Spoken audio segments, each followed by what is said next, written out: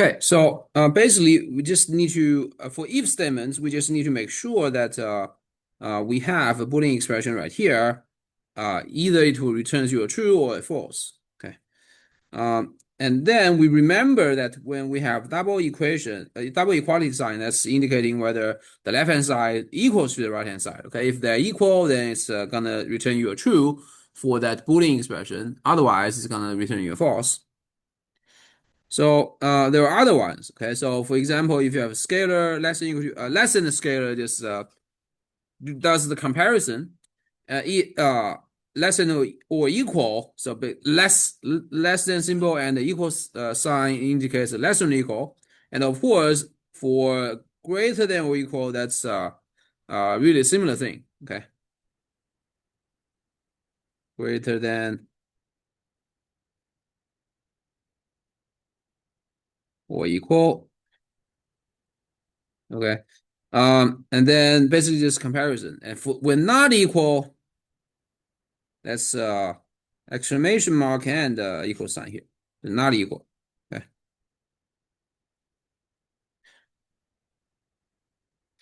And also there are possibilities that are basically saying whether something is or is not. So that's also going to be applicable for strings. Okay. But of course, today we're mostly going to focus on the first four kinds. And in is sort of like one thing is whether in an array or in a string or not. So that's more related to later things. Okay. So now for the code block that's right underneath, you can run and see the outputs of these statements. So that's something we can also see right here.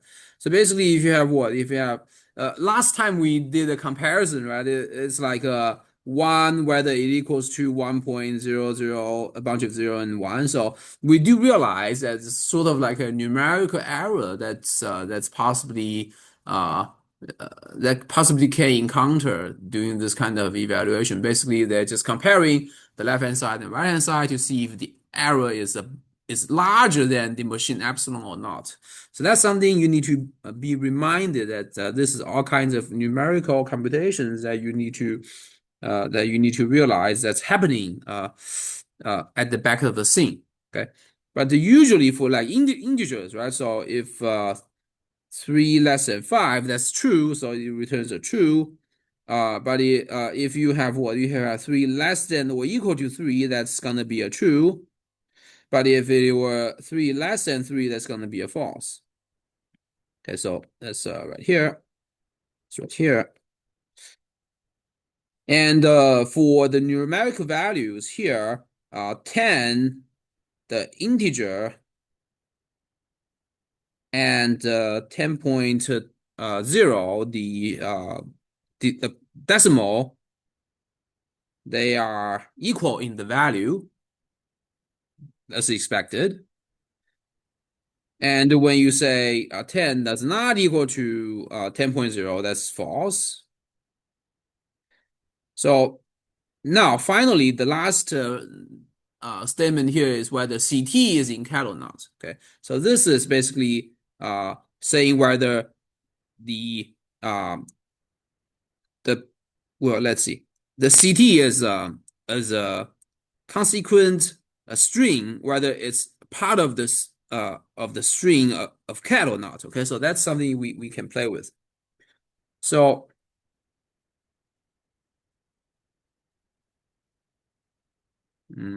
share this part. So what's going on right here now? So basically, if you're running whether so here, when you're looking at this part, within the quotation mark, that's basically the string that you are trying to verify. Okay, whether it's within the letter string or not. Okay, so the letter is a cat, right? So if we have C, if you want to verify, Control Enter, and okay, so I do want to see the output.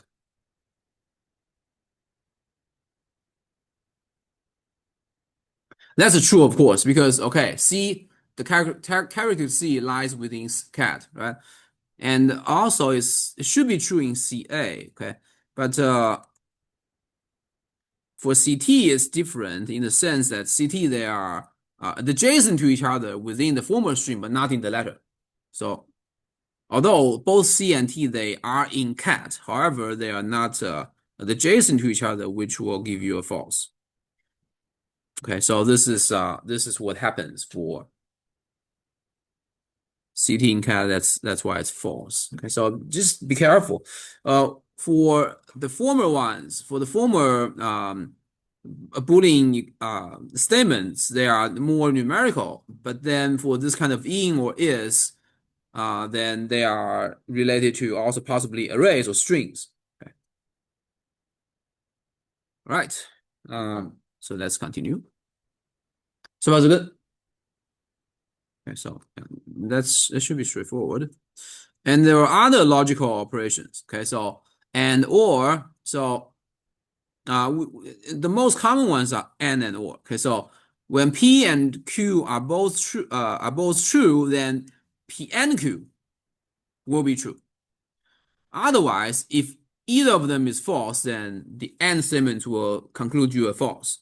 Okay, that's sort of the same thing that you can think about in the mathematical logic sense. Okay, if P or Q, this kind of or operation just indicates just try to find if this any of those statements is true. If any of them is true, then or statement will conclude you are true in the end. Otherwise, uh, both of those are false, then or statement will give you a false. Um, and of course, you don't really want a tautology that's saying a kind of statement that's always true. So make sure that when you are setting up your logical operations, that that's something meaningful. All right, and there are other kinds of operations that are not so common. For example, XOR that's exclusive. That basically, uh, uh, you need exactly one of them to be true for XOR to give you a true. If both of them are true, then actually XOR will give you a false. Okay, so that's these are something that you can play with. And it's not and. Okay, so not P and Q. So that's the uh just reversing or sort of um negating the and statement. Okay, basically when both P and Q are true, then and will give you a false. So something like that. So but the common ones are and or. And in our course, we will not really talk about logic gates, but in practice, this kind of all these kind of operations are common in that those more complicated logical structures. But here we mostly focus on this kind of uh, if statements that how they set up. Okay. So now back to the if statement. What does it do? Yeah, so let's go back to the notes.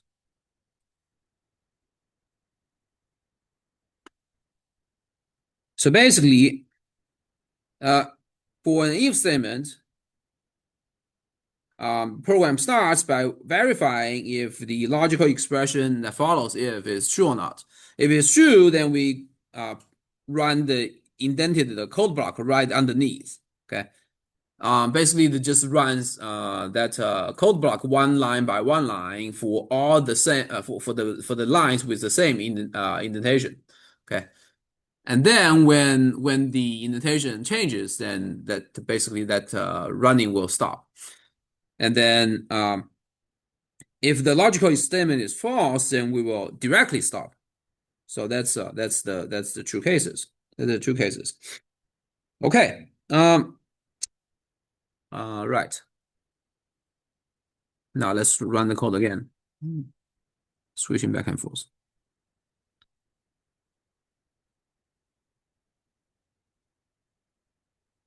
So Shift Enter. So now let's see. The next one is actually running. So this is a modulus operation. Okay, so basically it's an integer value you divide by 27, and you are looking for the remainder. Okay, so here we were verifying whether the remainder is actually zero or not. So this input, this line is actually asking for the input is sort of like an interactive uh, coding part. Then if you give a number that's integer, then it will not give you an error. Oh, I should just hit enter. Okay, so let's give you a character. What happens? It will be an invalid input. And let's do it again.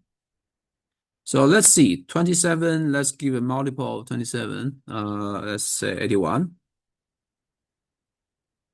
So okay, that will give you a true statement, and then the printing operation here, the line of the printing is done. So the number we entered indeed is divisible by 27. Okay. So of course, if we want to, let's go down.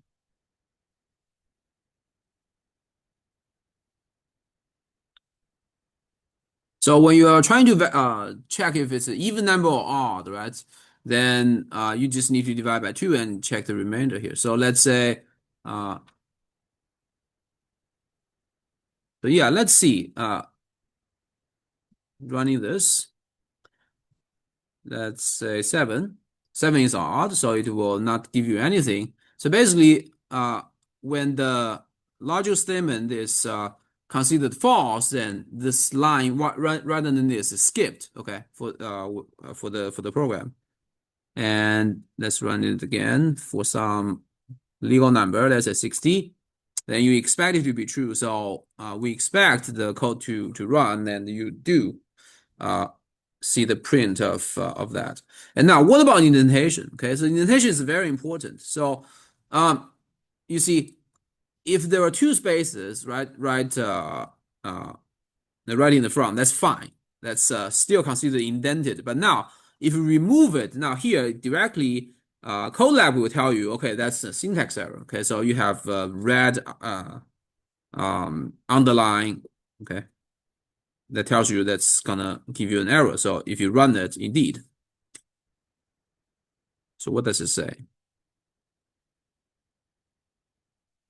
Indentation error. Okay, so it has, actually they do expect indentation right underneath if after you have the colon there. Okay, so that definitely is throwing the error message. And of course, if you want to correct it, okay, and let's say we change it to check odd numbers, then what do you know about odd numbers? You would actually want the remainder of the modulus to be 1, right? So let's say 100. Now 100 is even, so it will not give you anything. Okay. So yeah, just definitely you can play any kind of modification that you want as long as it runs properly. Then you're fine.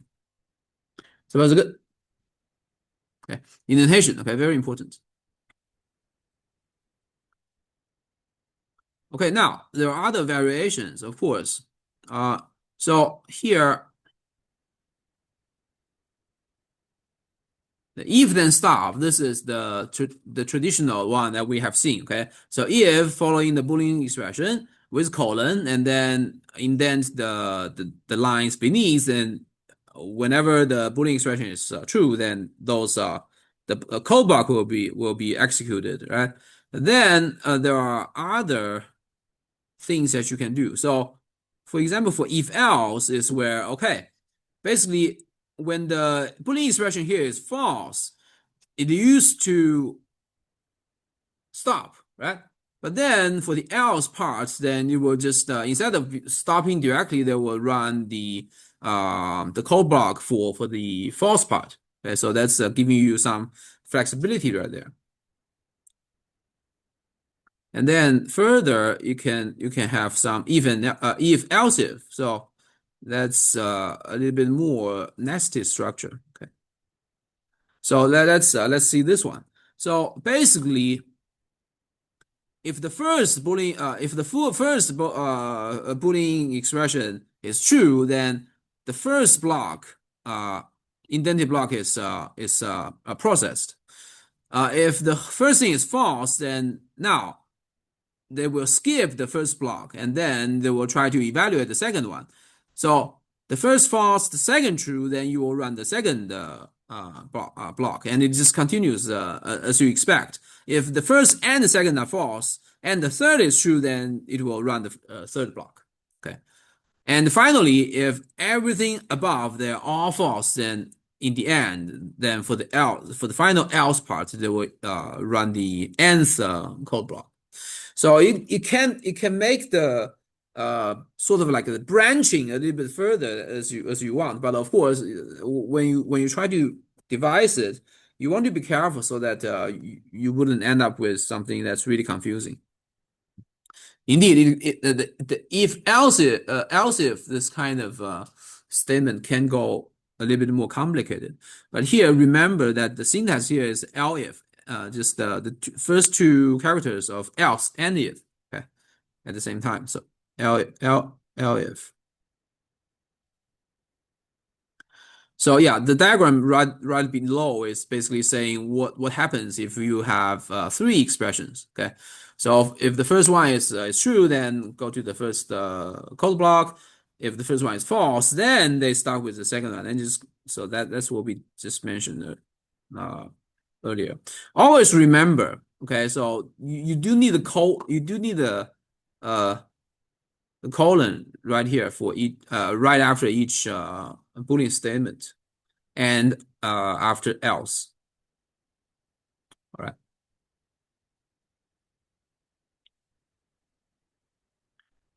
Okay, so now here we are thinking about given two integers, given two integers x and y. Of course, they don't have to be integers for this kind of function. Okay, so we define the function to find the largest of the two integers x and y. So if x is greater than y, of course now x is larger, so we print that x the value x here is the largest of the two. Now, of course, you can think about writing with an else statement and done, right? So the other possibility is that now x is less than or equal to y. So directly you can print now that y is the largest of the two. But here, if you want to make it a little bit more sophisticated, you can say, okay, now if y is indeed strictly larger than x, now I return the value of y and print that as the largest. The final else is saying what? Now the final else here to make it's a little bit more complicated than we wanted to, but basically the last part is just saying x and y they have the same value, okay? Or mathematically speaking, is the error is within machine epsilon. But when that happens, you can print either one to be the largest. Okay, so if you want to make a distinction of the statements, then you can say yeah.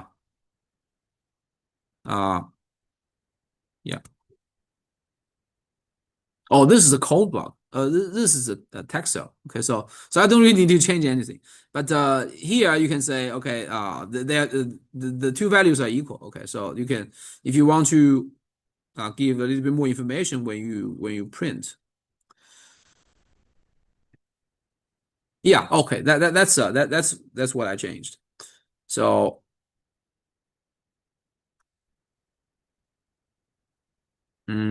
we are comparing, you see. So here we have now see what this does.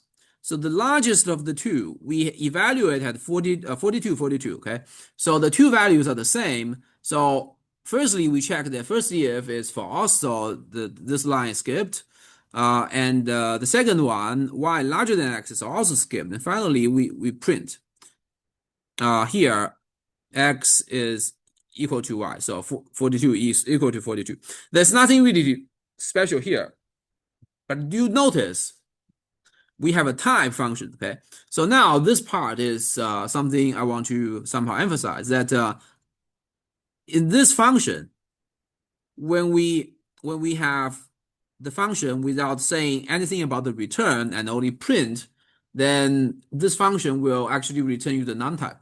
So that's the one of the four types that we mentioned earlier. So there's int type, there's float type, there's Boolean, and finally the non-type is this kind. So when we define a function, but we don't really specify the output, then you will get a non-type.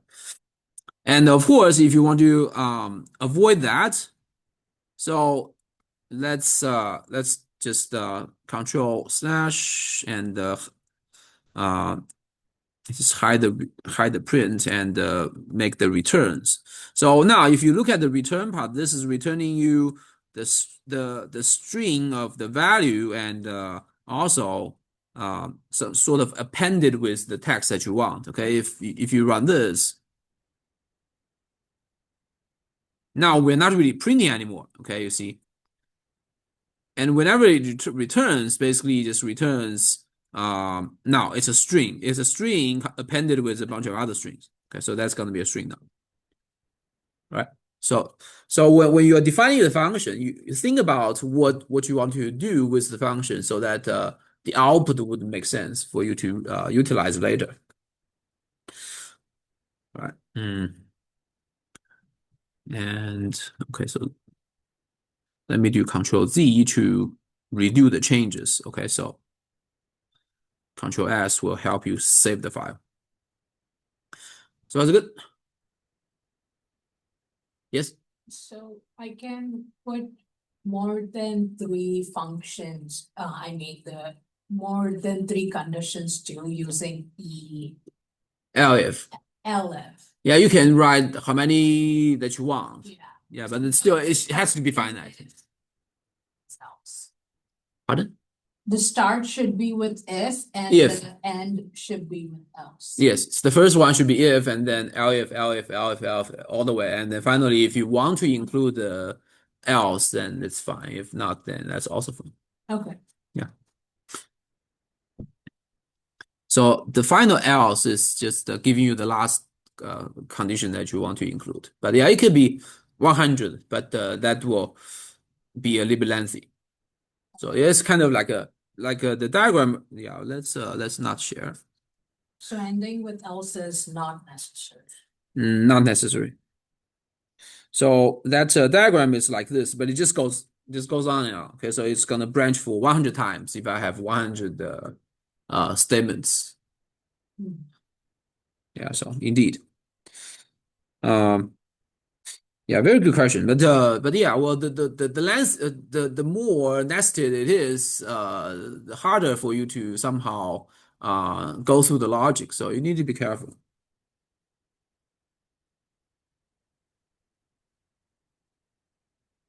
Yeah, the largest two, we talk about this. The next one is also interesting. So the next one, if you're looking at the code, basically it says 2 or 3. So you are trying to modulus 2 and also modulus 3 to see if the number is divisible by 2 or divisible by 3 or both or neither. Okay, so that's where you do this kind of, yeah, indeed you need a little bit the nested if elif else statement. So yeah, well, we don't really have a lot to say about this part, but because it's working as expected. Okay, if x is divisible by 2, and we should then check if it's divisible by 3 or not. So here, if both are true, then it's divisible by 2 and 3. That means well, it's divisible by 6. And here, this is gonna be uh, just 2 is the divisor of x. Okay, this is sort of like a mm, number theory kind of notation. But here now for if this is saying what this part is saying, the first if statement is actually false. So that tells you only 3 is divisible. X is divisible by 3. So here you do realize these are in the same indentation. Okay, this one is the next level indentation. This is the next level indentation. So that's telling the interpreter what's actually going to be considered as a code block. Okay, so these are actually going to be considered a code block under the first if. Um, and yeah, and finally, both these are false, then you will end up with the last else. That's saying, okay, x is not divisible by 2 and not divisible by 3. Okay, both false. And of course, now here we have some trials that you can modify and see whether things are being run true or false. Here now, the comment about the computational complexity. So this is something the if kind of statement would give you something special. So for instance, we have a bunch of lines, okay, but for every statement, for every Boolean expression, essentially it will only run one part of the code. So let's see. So this is sort of like a branching program. Okay, so this is where given one conditional to be true, only the lines of code or the code block will be executed under that branch. Other branches will not be touched.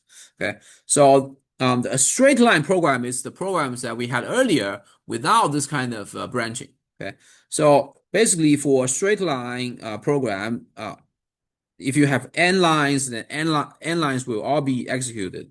But for conditionals, only parts of the code will be executed. Okay, so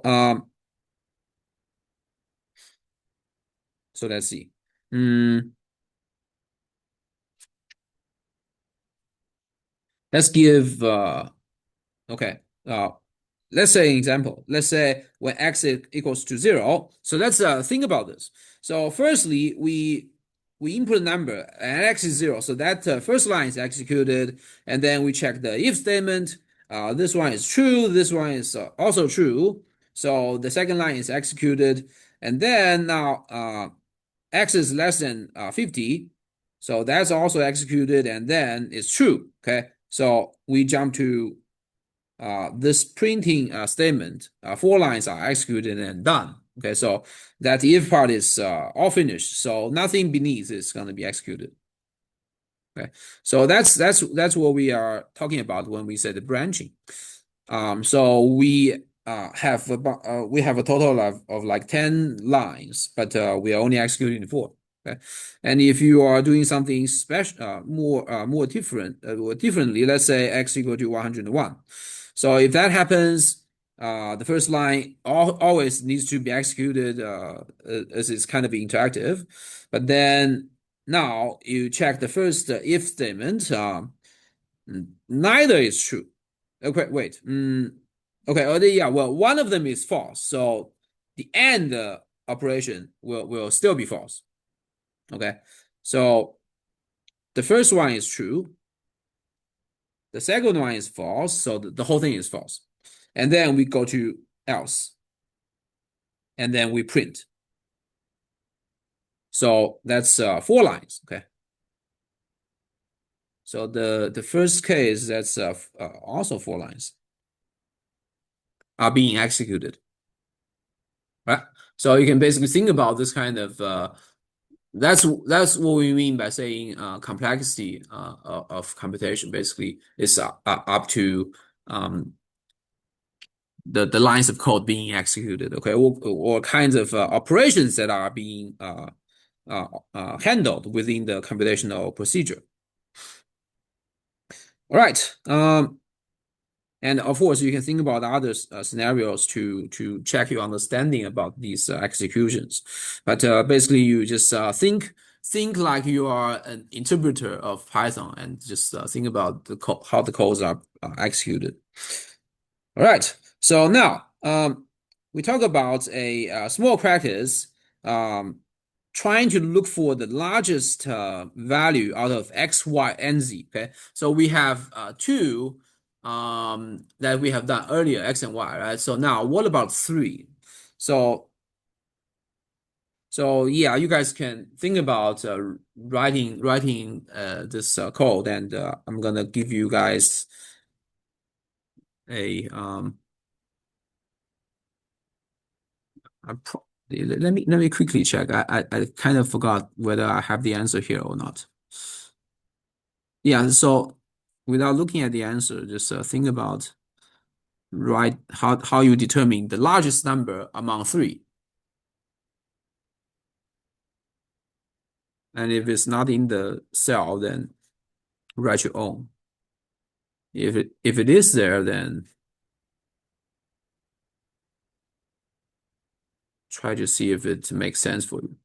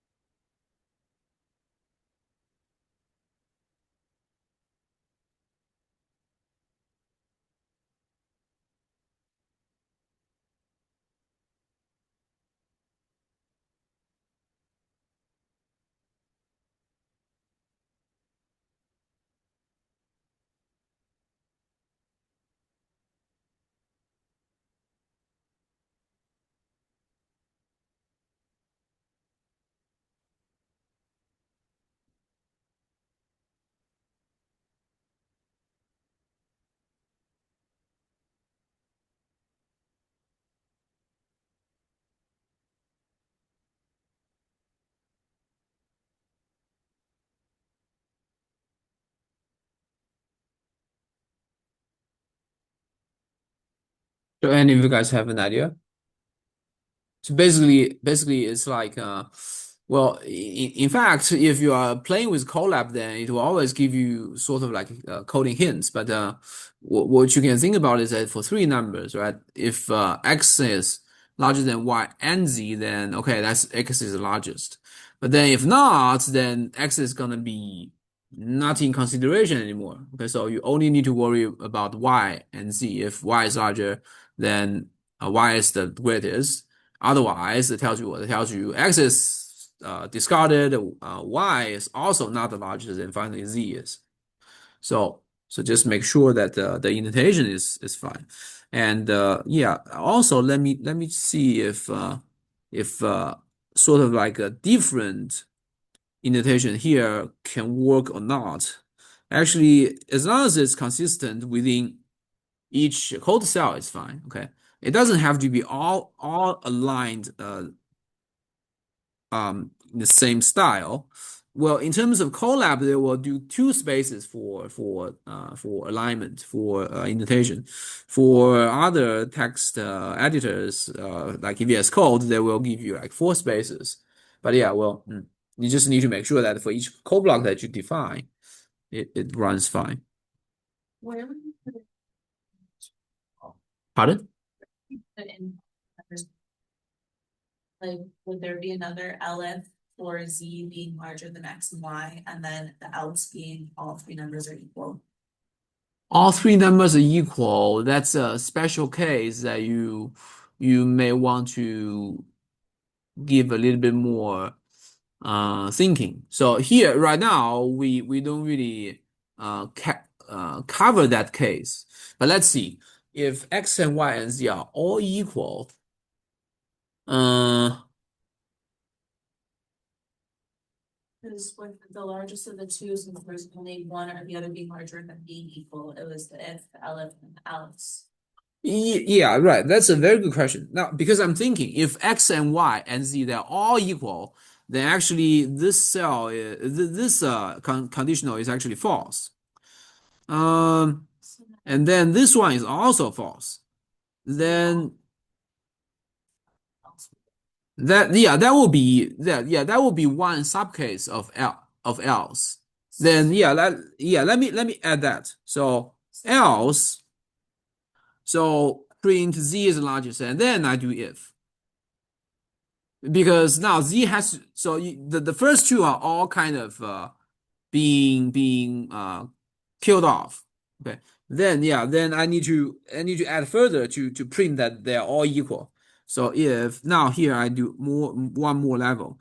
So if z equals x and z equals y, then all numbers are equal. So now you see how it's done. So indeed, it's a little bit yeah. Think about which case it falls under, and then let's try that. And of course, whenever there's a bug, then just try to handle that bug. Then it should be fine. Let's do all 24s and see what happens. And yeah, I want to. Let me do shift enter. Oh, it now jumps to the next cell. Yeah, it's now the cells are yeah, right. You see. Now indeed so now the three numbers are the same. So the first one is false, the second one is false, and then we go to else, and then we print now indeed 24 is the largest, but they're all the same. So now if z and x, z and y are indeed the same, then now we print all of the three are equal. So yeah, it falls under the else statement, but indeed you can nest into that. Okay, that's what we are looking at right now. is there a reason why that if is nested within and isn't part of the original chain? Yeah, you can do that. You can do elif here, and then else that follows. The output could be the same, depending on how you code it. But yeah, let's try that. So if we do,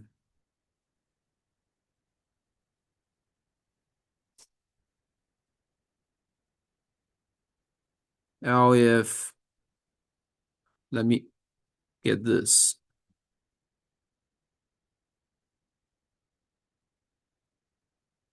So it may be different depending on how you code it, but if I do this like this, then it will indeed output you something different. So if I test whether they are all the same, then I only print that they are all the same. And then when they are not all the same, I finally print that that's still the case where z is the largest, right? So once again, if I run the first two and I got falses, that tells me z is always going to be the largest. But now I test if they're all the same here. And then once this line is executed, I know that they're all the same. All three numbers are equal. Let me also add to a value. Okay, so let me add the value to be z. So so that makes the statement a little bit more uh, sound. And if I run this, that will give me only the third case is executed. Okay, so yeah. So the difference here is that if you make an elif, then once again it will only want one of the branches. So it will not really go to the last else. So that's the difference. So if I modify the last else to branch it further, then that will give me two prints. There will be this kind of a small distinction. But yeah. All right. So yeah, you definitely can play with this, but also think about why it will execute in that way. That will help you understand it further. Yeah, but that's a very good question. Um, as long as it doesn't bug you, then you are fine actually. But when it bugs you, then you think about why what bug is, and also if you cannot figure it out, then ask Gemini and see if it will understand and explain why. But yeah, okay, all right. So that's three, and yeah, there's another part that's saying uh if this is too easy, modify the program to print the largest odd number of the three. Think about this. So basically, this is a task that's a little bit different in the sense that, okay, if there are odd numbers, good, we find the largest. But if there are none, there's a case that when the non-odd, then you print that there's not no number is odd. So there are certain situations you would want to worry about. And only printing the largest number in this situation will not be good enough, right? So we only want odd, and we only want the largest odd. Okay, think about that. That's actually related to, I think, related to homework or later examples. So Uh, Can yes, we discuss a bit about that question? which Like question? what, The biggest odd. yeah, so Yes.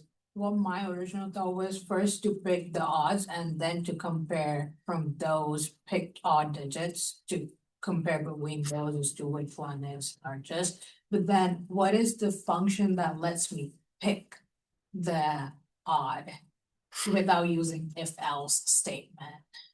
Is there something more? Yeah, I think there are multiple choices. I think there's like a maximum.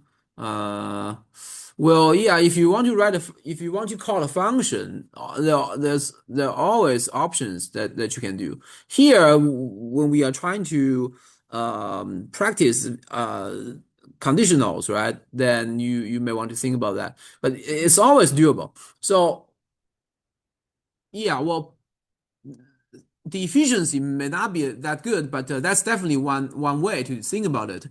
Uh, for each input, right? Think about whether it's odd. If it is, I store it as a temporary value. If there's a next value that's larger, then I replace the temporary value by the larger, which can be resulted from a conditional. And of course, if there's no value that's odd at all, then the original temporary value will not be changed at all. Then I can return the statement that I want. So that's another way of thinking about it. Okay, so Because here we have three, right? Later we have like 100. Then what do you do with that? So you can certainly cannot really write a conditional and branch for 100 times. So it's always giving it kind of like a temporary value that you want to use as a kind of like a snapshot to store what you want and replace if there are improvements. That's always a good strategy that you can utilize. Okay, so uh yeah, and that can help you for further for later more complicated tasks. So that being said, right? So we may not really have to do branching for finding largest values, right? So if you have 100 values, you can say, okay, I store one. Let's say I store something like one negative 100, which is always the small. And then if there are inputs that are larger than this, that's going to be replaced.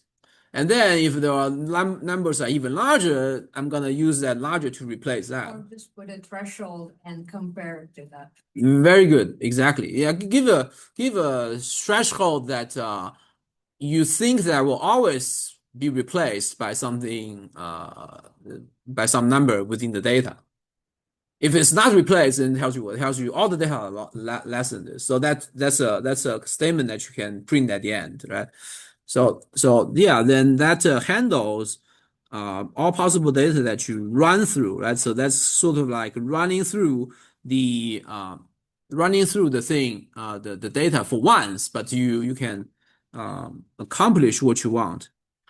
Yeah, so I think that directly relates to looping. Okay. So yeah, we definitely need to talk about looping. Mm. Okay, so looping is a little bit different idea. So we just mentioned that if you have 100 numbers, so you do have to go through one by one. So, but you don't really want to write that line for 100 times. So here you're gonna have a particular code, but it's gonna be repeated for each task that you want to complete. So that's what's called a looping. Mm. And let's go back to the coding part, to the node part.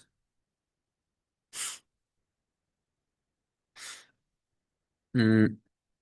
Yeah, looping. So here, branching is earlier that we have certain conditionals that we are skipping the ones that are not true, right?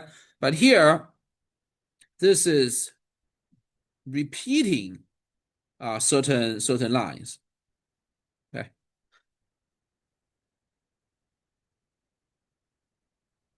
Wait, where is it? Oh, if it's not here, it's gonna be uh, execute multiple times,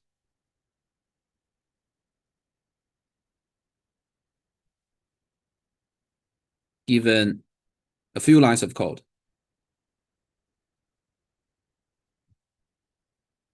All right, so here we have three kinds that we're gonna focus on for the course, but for today we're gonna talk about mainly these two, the while loop and for loop. So for loop is gonna be super important for I would believe most of the tasks. Okay? The recursion is indeed a little bit more mathematical. So, but every one of these kind we will talk about. So now, how do we handle this? Basically, a while loop is really similar to if. Okay, so while is a reserved word, just like if from before. While certain condition is true, yeah, let me. So this is a condition,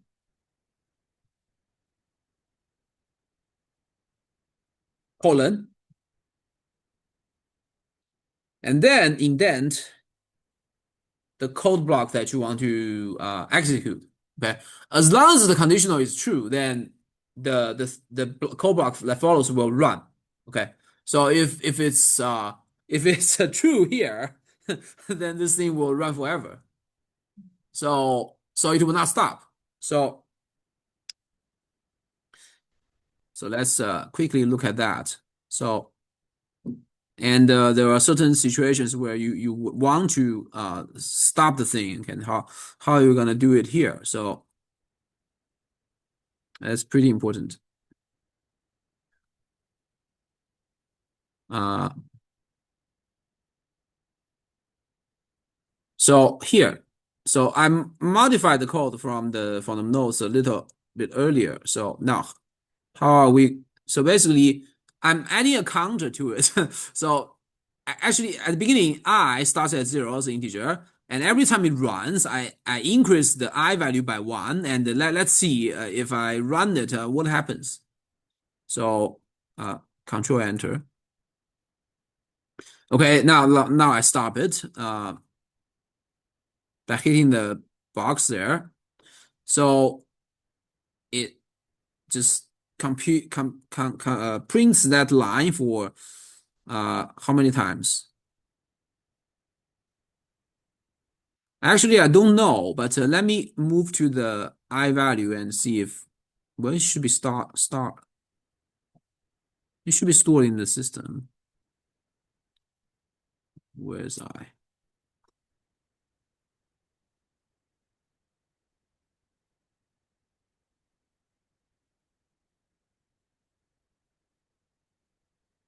So yeah, basically, all I think it displays up to a certain number of lines, but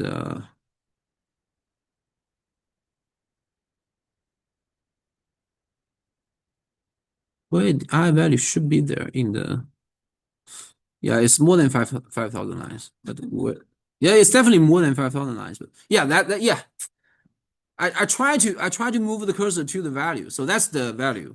So it's only a couple of seconds. It's what? It's 1 million and yeah, 77,000. That many prints already. Okay, so basically that tells you the virtual machine how fast it is.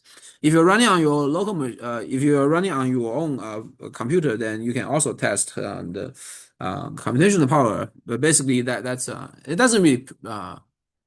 it doesn't really compute much. It just prints that line for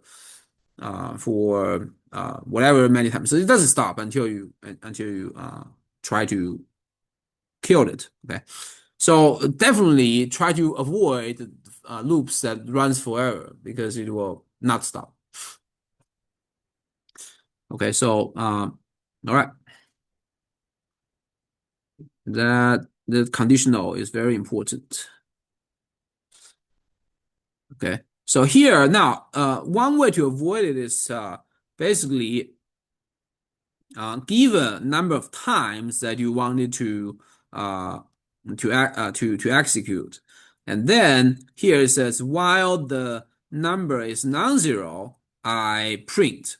But then every time I run it, I update by minusing one. Okay, so here that's a strategy. So you give a cap and then you let it run, but every time you decrease the counter, and when the counter hits zero, okay, we stop. So let's see here. Let's try that.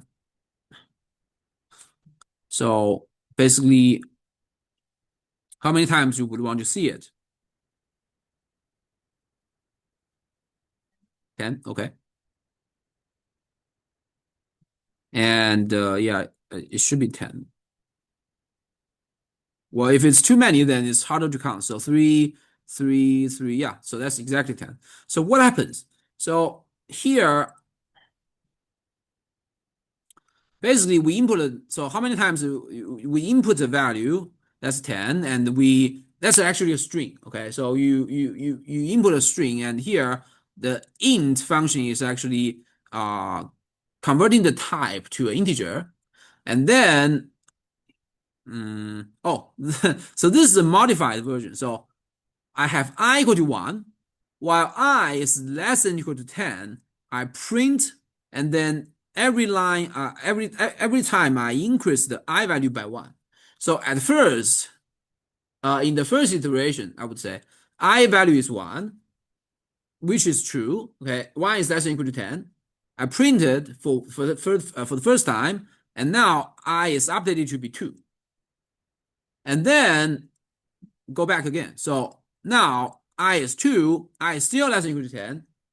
and then I print the second time. And now 2 plus 1 is going to be 3, so I value becomes 3. And still, I is less than equal to 10. Okay, and it just repeats all the way until I is 10. Now, when I is 10, it prints it's going to be the 10th time, right? So when I is 1, it prints, when I is 2, it prints, and all the way up to I is 10. So it prints 10 times, and then done. And then finally, that value, I'm moving to the I, but so yeah, sometimes it displays the value, sometimes it doesn't. It's a bit weird. Let me try to see why. Uh, it's possibly about the cell, but no, I don't know. Yeah, that makes me very curious. So okay, but basically now at the end, what's the I value that you think about? So we input a 10, right? So at the end, I should be 11, and it stops. Okay, so that's basically asking what's in the memory. So and if you're looking at the code block above, that description, so it's a little bit different. So you input a 10, and then 10 is not 0, so you print and then you reduce it by 1 every time. So it's gonna be 10, 9, 8, all the way down to n num times equals to 1, and then it stops. Finally, when that number becomes 0, then the while loop will not be executed. So indeed, for num times equal to 10, 9, all the way down to 1, it's going to be 10 times. Okay. But here, so far so good. So it's not really complicated, but you do need to think through. Okay. So another way of writing this is num times minus equal to 1. That's an abbreviation. Instead of writing this line for the entire expression, update expression, they just say, okay, the subtraction I do every time is 1. Here, this one is saying the addition that I do every time is -1. So it's gonna be the same meaning for the interpreter. Okay, so they are saying the same thing every time I minus the parameter by 1. Okay, I minus the variable by 1. So if you look at what I wrote a little bit earlier, uh,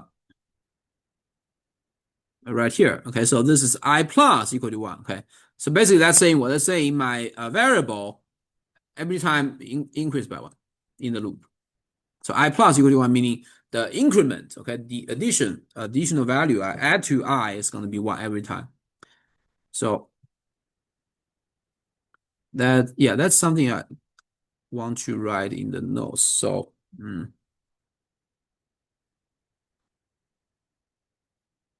so this part is really commonly utilized. Okay. So meaning what this is basically saying, this is I plus equal to 1, meaning I equals to I plus 1 every time I add 1. So I minus equal to 1, meaning I equals to I minus 1. Also, this this is the same as saying I plus equals to -1. So the increment is negative. Okay. All right. Okay. So now, we can also utilize overloaded operation to print lines as we just did. And you can see the difference is the following. So remember, if you put 10 times a string, right, you are actually printing the string for 10 times, but within the same line. So here earlier, we have every print that's giving me a different line. So if you want to do that, the trick here is that include a slash n. So slash n is giving you an enter. Slash so that's backward slash n that gives you enter, or just creating you a next creating the next line. Okay. Um, so that's creating a new line.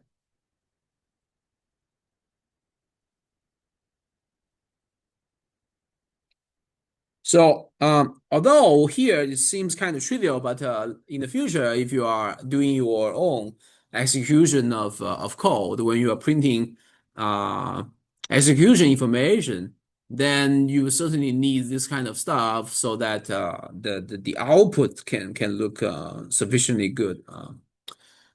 Okay, in the format.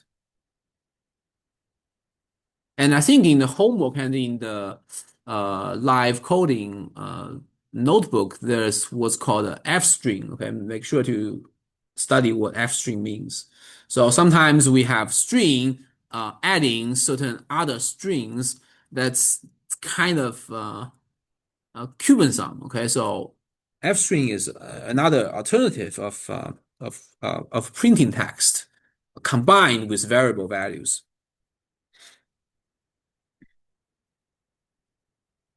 All right, finger exercise 2. Now you see, okay, here it says what? Write a program and ask for the user to input 10 positive integers and then print the largest number entered. Right? So now we have more numbers to input, and then yeah, you can think about um, writing a loop, right? Because it's doing what it's saying basically. Uh, for the first for here 10 integers, right? It's saying okay, I write a loop that runs for 10 times. And then every time I'm asking for the ith integer for you to input, and during the process, how do I get the largest? So that's the temporary value that I just mentioned, right? You can store. So let's say you are inputting positive integers, so I get the temporary value to be -1.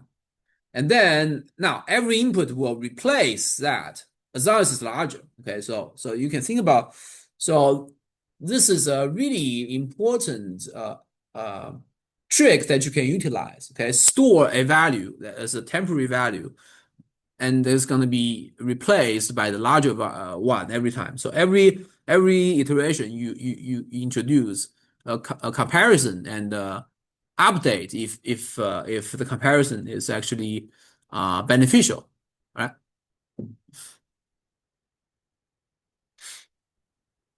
Mm. And of course, if you it could be asking to print the largest odd number, so that's gonna give you a little bit more uh, conditionals that you want to add into the code.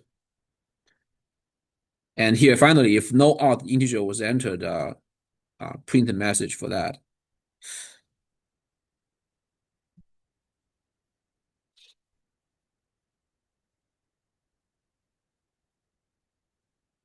Mm, okay, so now break. So yeah, well, if unfortunately the while loop doesn't stop, then you possibly want to include something to make it stop in the middle, when it meets certain condition. Let's say, when the counter gets to, let's say, 1 million, you want to make it to stop. What do you do? So here the line is what's called a break statement. Okay, so here we're trying to get a number that is divisible. So here it says, okay, while true. So that's always going to be executed. My x value is 1. Now, if it's divisible by 10 and it's divisible by 50, then it will break. Otherwise, it will just continue running by adding 1 each time. Then what does it do? So if you think about this, when x is 1, it will run the if conditional is false, then add 1, it will get you a 2. 2 do the modulus operation is still false, then add 1 to 3 all the way until what? Until both are met. Okay, both modulus operations are true, right? So that tells you I'm getting a number that's divisible by 10 and 15, and it started from 1 all the way up. So this is actually what this is actually the smallest common divisor, the smallest common factor of 10 and 15. Okay, so that's if you think about the value, that should be something like 60. Oh, excuse me, 30.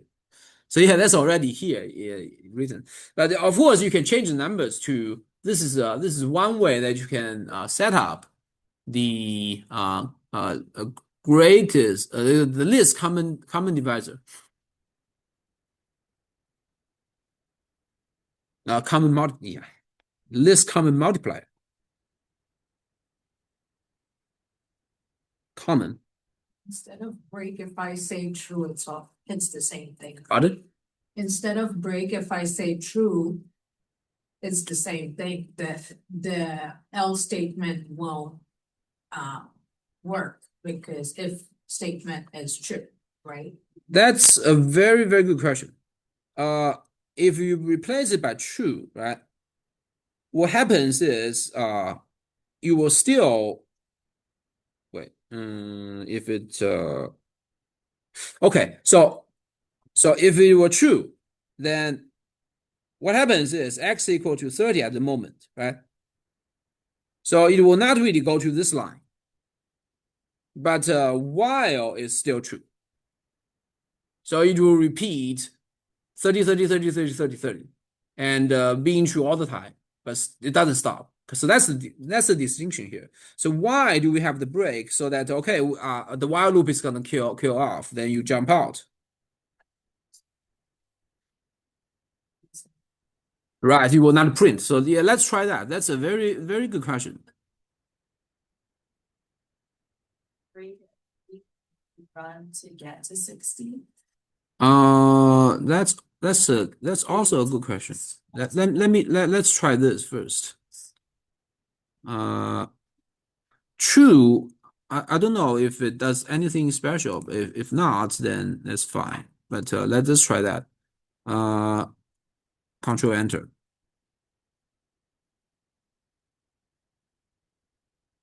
Now you see the problem. It doesn't stop. So the while loop doesn't stop. Then you don't even get to the print step. Okay.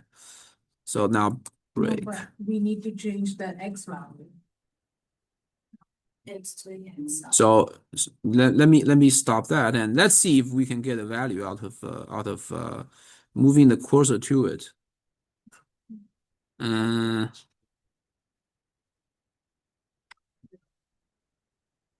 Unfortunately, no. That's so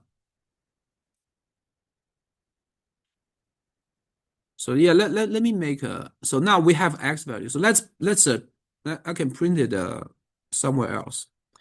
So text no code.